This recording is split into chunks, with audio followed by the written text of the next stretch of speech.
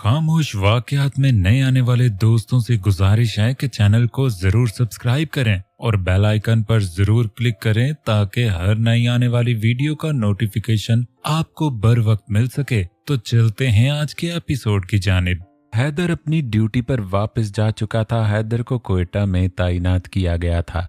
पहले वो इस्लामाबाद में ही अपनी खिदमात सर अंजाम दे रहा था, लेकिन पिछले साल उसे कोयटा में तैनात कर दिया गया था। अब उसे जब छुट्टी मिलती तो वो इस्लामाबाद आ जाया करता। अनाया और नूर दोनों बैठी पढ़ाई कर रही थी। आज हैदर को गए 2 दिन हो चुके थे। ये 2 दिन अनाया ने यूनिवर्सिटी में बहुत पुरसुकून गुजारे थे। लाशऊरी तौर पर वो कैफ के अगले हमले का इंतजार कर रही थी, लेकिन इस बार 2 दिन गुजर गए। उसने अब तक कुछ नहीं किया था। कहीं ये खामोशी किसी आने वाले तूफान का पेश खैमा तो नहीं। अनाया किताबें सामने फैलाए हुए बैठी। जब ध्यान कैफ की तरफ गया और वो इतनी ऊंची आवाज में बड़बड़ाई कि नूर ने भी सुना और फिर फौरन से पूछा, कौन सा तूफान आने वाला है आपी? वो बेड के सामने रखे काउच पर बैठी गोद में रजिस्टर रखे मैथ के सवाल हल कर रही थी। कुछ नहीं। तुमने हल कर लिए सवाल सारे? अनाया उसके पूछने पर चौंकी थी। बस 2 रह गए हैं। अच्छा, कल शॉपिंग पर चलेंगे? ओके, हाँ ठीक है, मुझे भी कुछ चीजें लेनी थी। अनाया ने अपनी किताबें बंद की और बैकग्राउंड से टेक लगाकर आंखें मूंद लीं। वो काफी देर से पढ़ रही थी। ज़ैनब और अनाया लाइब्रेरी में मौजूद थीं। आज उन्हें 2 लेक्चर फ्री मिले थे क्योंकि अकाउंट्स के सर आज आए नहीं थे। दोनों ने सोचा इस टाइम को जाया करने की बजाय नोट्स बना लिए जाएं। दोनों मेज पर किताबें फैलाए नोट्स बनाने में मसरूफ थीं। साथ साथ दोनों की हल्की पुल्की बातें भी जारी थीं। ज़ैनब, आजकल खैर है ना? तुम्हारी दी हैंडसम कैफ बड़ा शरीफ बनता फिर रहा है। अनाया ने कलम कागज पर चलाते हुए बिना उसकी तरफ देखे पूछा। क्यों, क्या हुआ? अब हुआ तो कुछ नहीं, लेकिन मैं हैरान हूं। आज 3रा दिन है और उसने कोई शरारत नहीं की और ना मुझे तंग किया। ओ, तो तुम उसे मिस कर रही हो? ज़ैनब ने शरारती अंदाज में कहा। हाँ, मिस करती है मेरी जूती। मैं तो वैसे ही हैरान थी।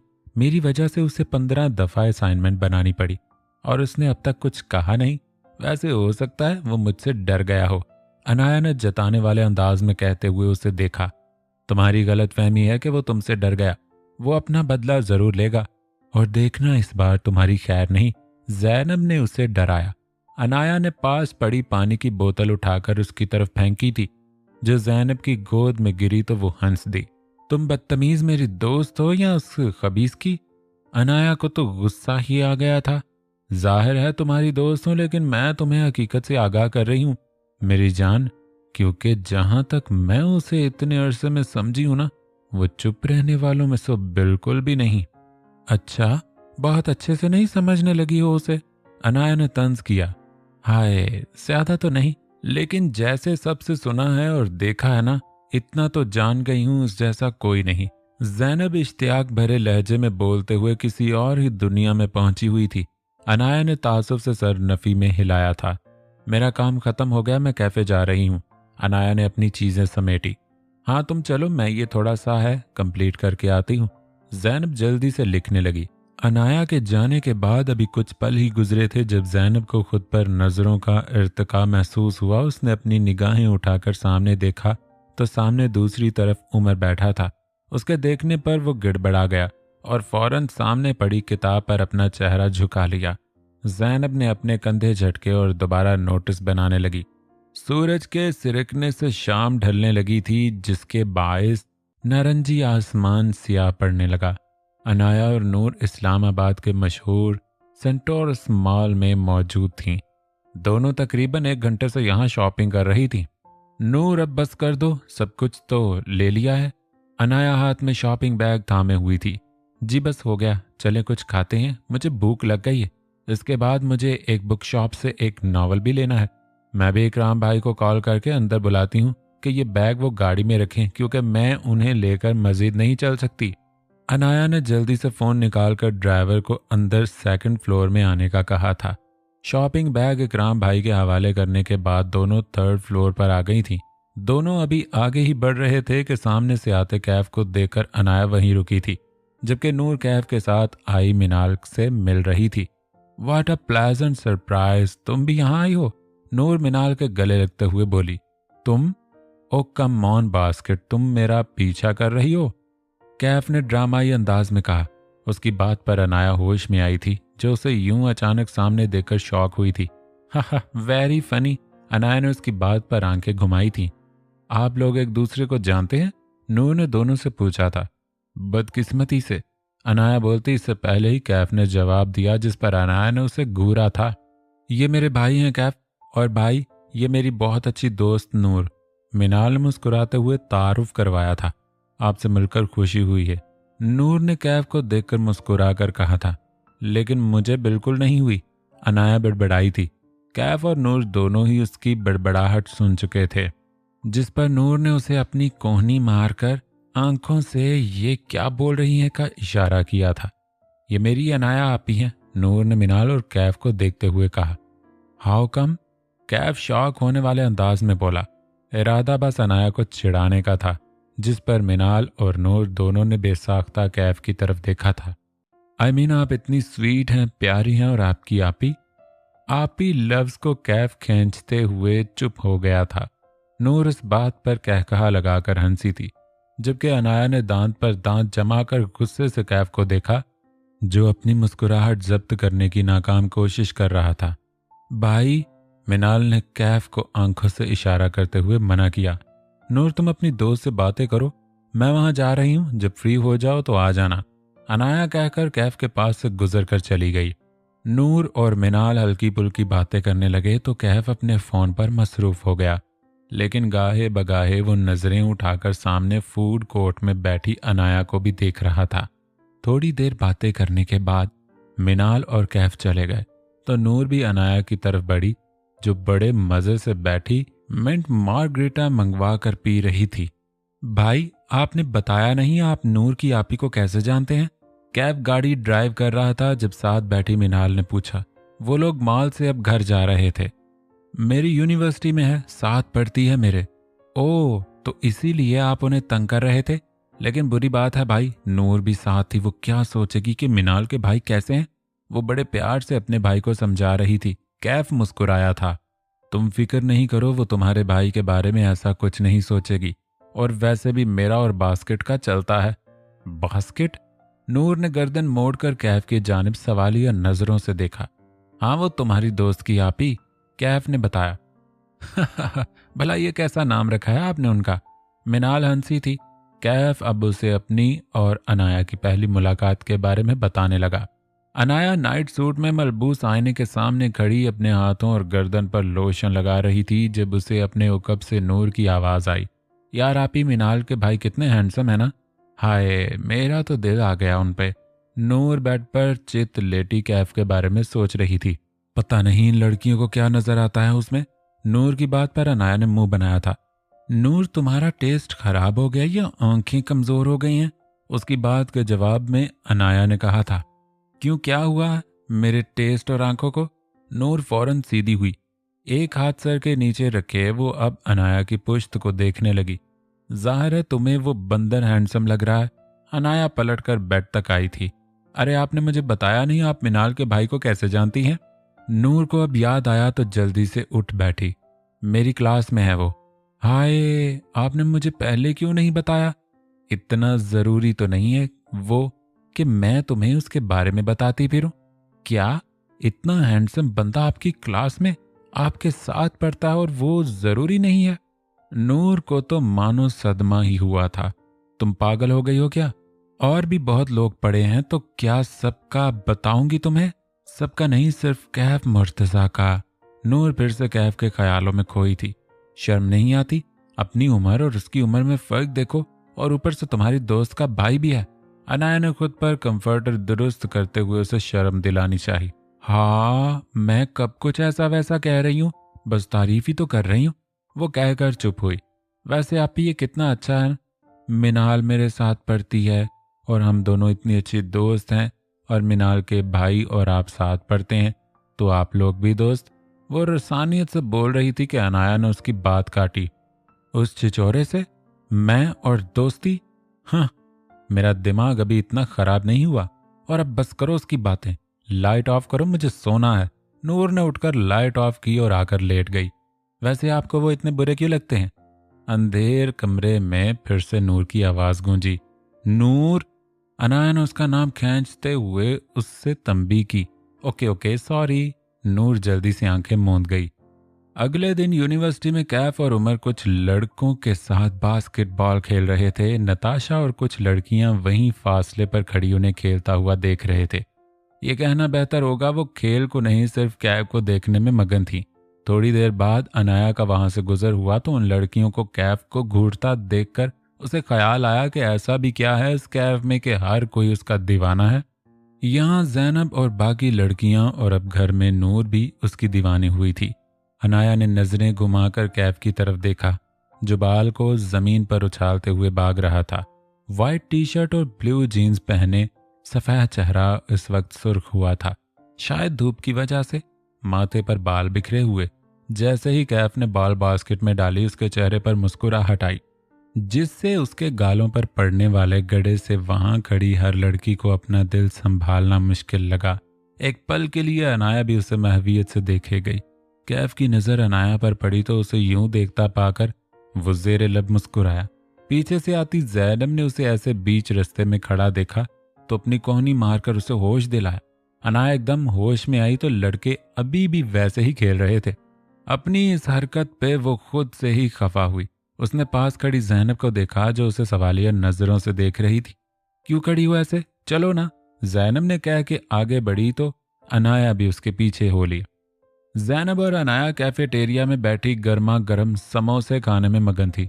जब कैफ वहां पहुंचा उसने प्यार से मुस्कुराते हुए जैनब से वहां बैठने की इजाजत मांगी तो जैनब ने फौरन ही हामी भर ली, ये जाने बिना कि सामने बैठी अनाया को कोई एतराज भी हो सकता है। अनाया जैनब को घूर कर ही रह गई। मैं दरअसल तुमसे बात करना चाहता था बास्केट। अनाया, कैफ ने गुफ्तगू का आगाज किया। मैं सोच रहा था ये सब करके कोई फायदा नहीं है, ना तुम रुकोगी ना मैं, तो ऐसे में बात आगे बढ़ती चली जाएगी, तो बेहतर है इसे यहीं रोक दें। उसकी बात सुनकर अनाया तो शॉक हुई। उसे कम से कम कैफ से इस बात की तवक्को न थी, लेकिन फिर उसके चेहरे पर खुशी के तासरात उभरे, यानी वो अपनी हार तस्लीम कर रहा था। उसकी जानिब से कोई जवाब ना पाकर कैफ दोबारा गोया हुआ। तो मैं सोच रहा था हम दोस्त बन जाएं। ये कहकर कैफ ने उसके चेहरे की तरफ देखा जो इस बात पर नासमझी से उसकी तरफ देख रही थी।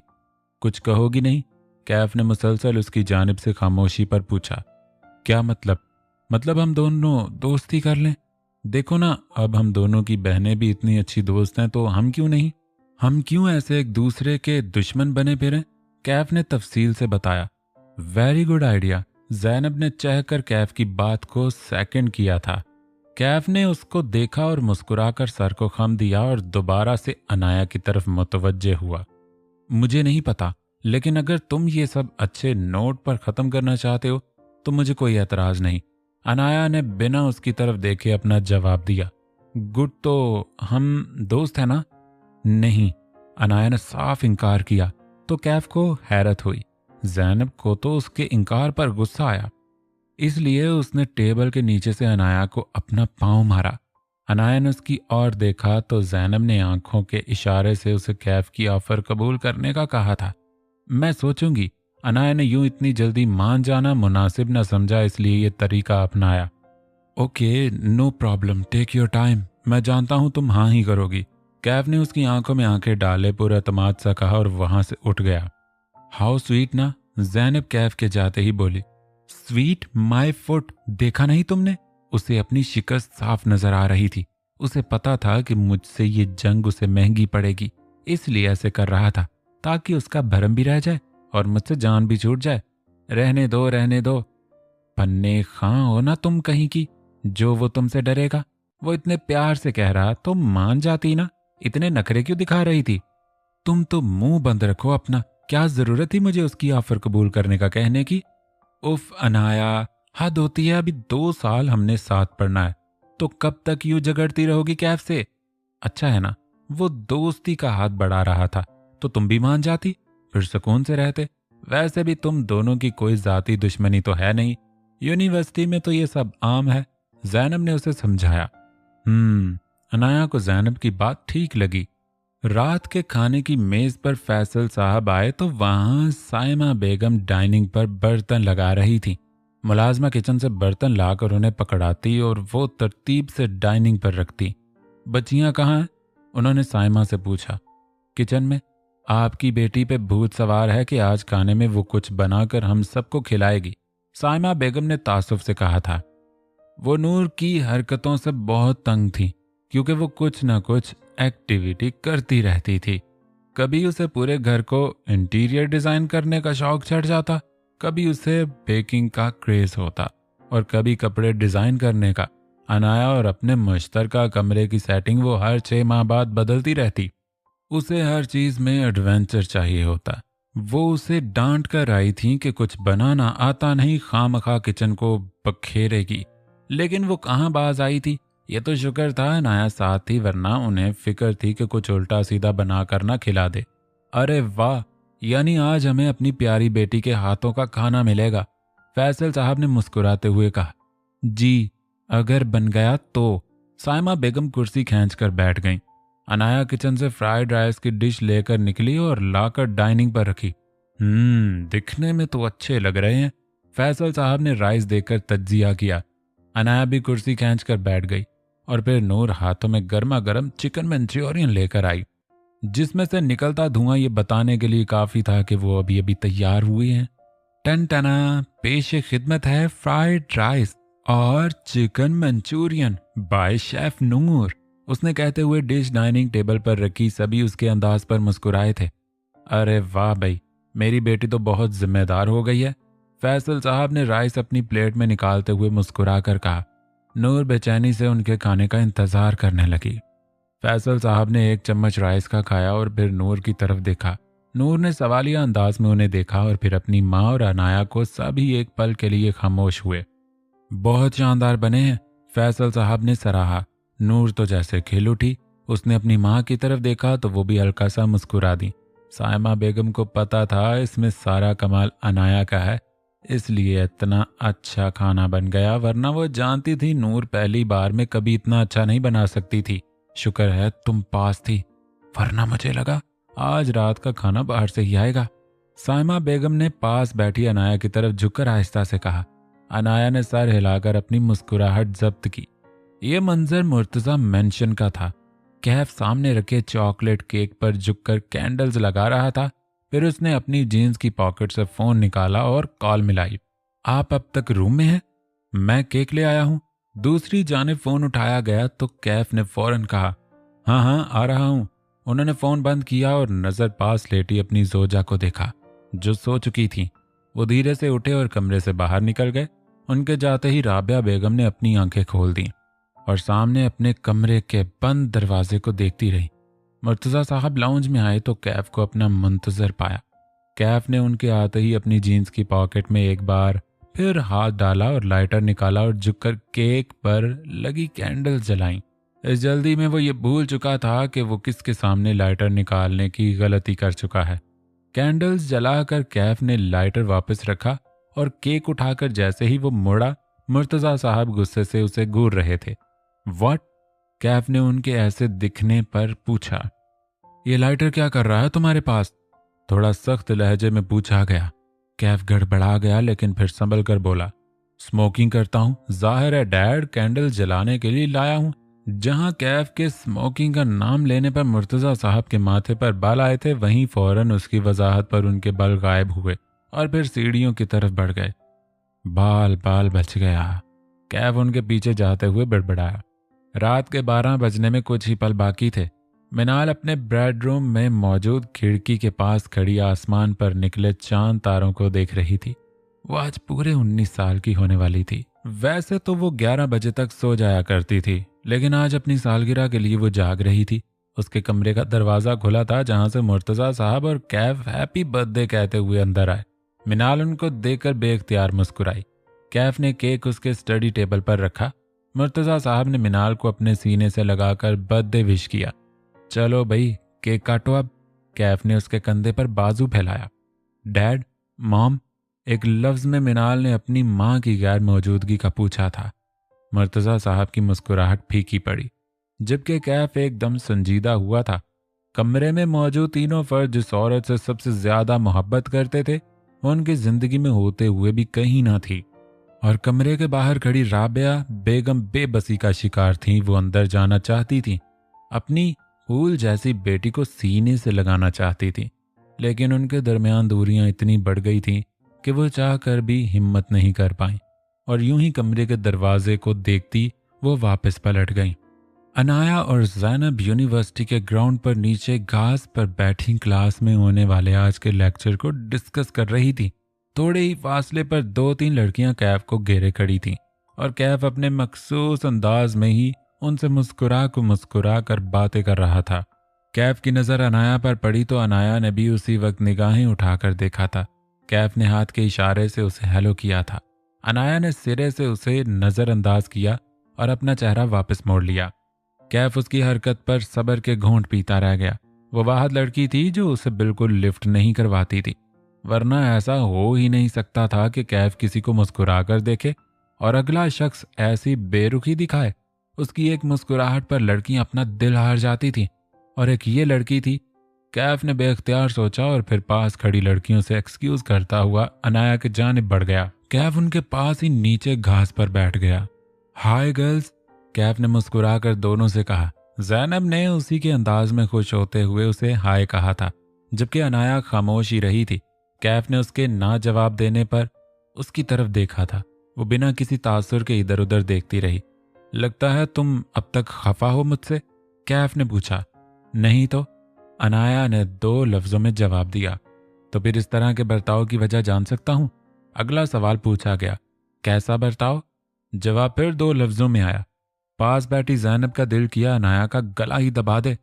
मैंने कहा था लेट्स बी फ्रेंड और मैंने इनकार कर दिया था। तुमने कहा था मैं सोचूंगी। कैफ ने याद दहानी करवाई। ये ऐसे ही कह रही है, हम अब दोस्त हैं। ज़ैनब ने इस गुफ्तगू में मुदाखलत की। अनाया ने उसकी तरफ देखा तो ज़ैनब ने आंखें दिखाईं। अनाया फिर हथियार डालना ही बेहतर समझा। ओके, हम दोस्त हैं। अनाया ने कैफ को देखकर कहा। ओके गुड, उम्मीद है ये दोस्ती अच्छे से निभेगी बिना किसी झगड़े के। कैफ ने मुस्कुरा कर कहा और वहां से उठ खड़ा हुआ। सामने से उमर उसी जानिब आ रहा था। कैफ उन्हें फिर मिलते हैं का कहकर उमर की तरफ बढ़ा। क्या बना? उमर ने कैफ के करीब आते ही पूछा। मुश्किल से मानी है लेकिन मान गई। कैफ ने पलटकर वापस देखा जहां अनाया ज़ैनब से बातें कर रही थी। मुझे पता था। So what's the plan? Umar भी उसी जानिब देख रहा था। फिलहाल तो सोचा नहीं, लेकिन देखते हैं। कैफ चलने लगा तो उमर भी उसके हमरा हुआ। कैफ, कुछ उल्टा सीधा तो नहीं करोगे? तुमने वादा किया था। तुझे लगता है मैं कुछ उल्टा करूंगा? यार थोड़ा सा फन ही तो है। और वैसे भी वो सोच रही होगी मैंने हार मान ली, लेकिन उसे पता नहीं मैं कभी हार नहीं मानता और इस बार के बाद मुझे यकीन है वो मुझसे उलझने का सोचेगी भी नहीं। दोनों चलते चलते अब रुक गए थे। उमर ने हंकारा भरा। वो अभी भी उसी तरफ देख रहा था जहां वो दोनों किसी बात पर अब हंस रही थीं। कैफ ने उमर की नजरों के ताकुब में देखा तो पूछे बिना नहीं रह पाया। तुझे पसंद है वो? हाँ, उमर ने खोए खोए कहा। लेकिन जैसे ही उसे अंदाजा हुआ वो किसके सामने क्या कह गया, वो फौरी संभला था, क्योंकि वो जानता था कैफ ने उसका बहुत मजाक बनाया था और इसके हाथों दुर्गत अलग। ऐसा क्या है उसमें? इतना तो अकड़ती है और नकचिड़ी भी। कैफ ने अनाया की तरफ देखा। नहीं, ऐसा कुछ नहीं है, मैं कुछ और कह रहा था। उमर ने जल्दी से बात संभालनी चाहिए। बेटा ये सब ड्रामे मेरे सामने नहीं चलेंगे तेरे। कुछ नहीं है ऐसा यार, उमर ने यकीन दिलाया। देखते हैं। कैफ ने शाने उचकाए।